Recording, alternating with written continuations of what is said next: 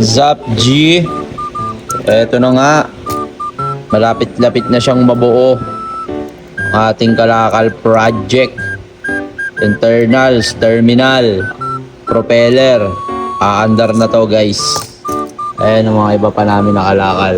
Sama ko si Mikyang, ang kargador ng kalakal.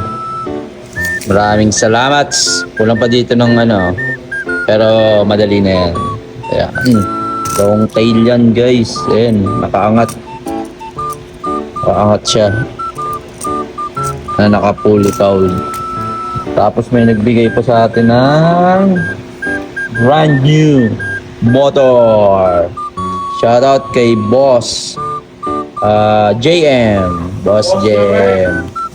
Binigyan tayo ng makina pero di mamalapag dahil kulang-kulang pa. Si Boss Mix, kay Boss Mix tong kaul natin guys. Boss Mix. Yan. Maraming salamat sa lahat ng nag-donates. Boss Mickey, ngayon mga kalakal niya wala pa rin, no? Ano ba ito? Hindi kita siya shout out.